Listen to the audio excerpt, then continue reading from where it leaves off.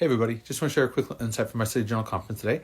I was studying the October 1931 Journal Conference, and Elder Rulon S is speaking, and he was talking about how Satan loves to counterfeit the gospel. Whether it's the attributes of deity or whether it is every aspect of the gospel, Satan's just looking to counterfeit it. And that oftentimes he will then substitute his counterfeit and claim it's the real genuine article, and then people reject the truth because they reject the counterfeit. Or he gets the saints to accept the counterfeit and then reject the truth instead. And he gives a couple different examples of this. And as I was thinking about it, I'm like, my goodness, this is a tactic of Satan 90 years ago. It's still a tactic of Satan today. Satan is full bore at work with this. And I want to share a couple examples. First example, environmentalism. If you look for the similarities between environmentalism and stewardship, you'll find a lot. They both talk about taking care of the planet. They both talk about not using what is more than is needed. They both talk about our stewardship, not wasting, all these various things.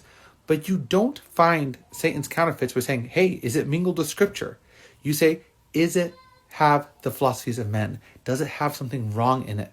You detect a counterfeit dollar bill, not by saying, is it green? Is it rectangular? Does it say one on it? No. You detect it by looking for what shouldn't be there. And environmentalism, you look at it and you're like, wait a minute. It goes in a lot of similarities with the gospel principles of in stewardship. But then the gospel says, yeah, we need to take care of the planet so that way our families that we are having will have a good planet to have, and that we should have big families, and that we should multiply and replenish the earth. That's part of the stewardship. Environmentalism says, no, limit your kids. Only have 1 or 2 kids. In fact, humans are the issue here. We need to keep the human element away. And so it has just enough scripture mingled into it that those who don't understand the doctrine will become susceptible to its counterfeit. Another example of a counterfeit would be the counterfeit of socialism and communism. People look at it, they're like, oh yeah, socialism, communism, the United Order and consecration. They both talk about having things in common. They both talk about taking care of the poor. They both talk about having a utopia. They're obviously the same. But then you look at it, you're like, wait a minute. One of these is voluntary. United Order and consecration is voluntary. You choose to enter into it, and you can choose to leave it at any time. And also, it is fundamentally based on personal property rights. That's the key of the United Orders. And anytime you can walk away with what you have, and it's your right.